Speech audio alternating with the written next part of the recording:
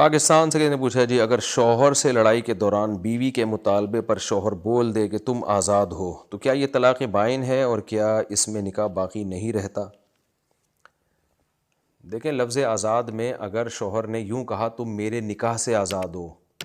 یا تم میرے رشتے سے آزاد ہو تو یہ صریح طلاق ہے، یہ تو ایک طلاق ہوگی اور رجعی ہوگی، 3 طلاقیں دے 3 دفعہ بول دیا تو 3 ہو جائیں گی۔ لیکن اگر عورت نے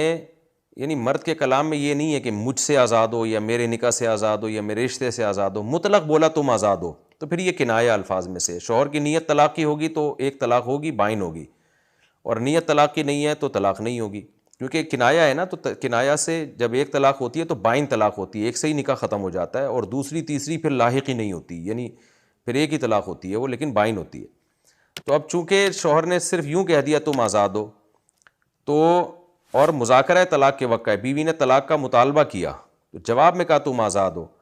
تو یہاں یہ واضح اس بات کا قرینہ ہے کہ شوہر کی نیت طلاق ہی کی تھی۔ اگر وہ کہتے ہیں میری طلاق کی نیت نہیں تھی تو شوہر کی تصدیق نہیں کی جائے گی، کیونکہ قرائن موجود ہے، بیوی طلاق مانگ رہی تھی نا، تم نے آپ جواب میں کہہ دیا،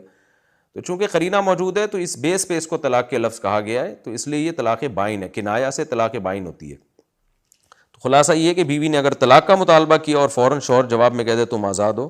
تو یہ طلاق بائن کہلائے گی، یعنی ایک طلاق ہوگی لیکن نکاح اس سے ٹوٹ جائے گا،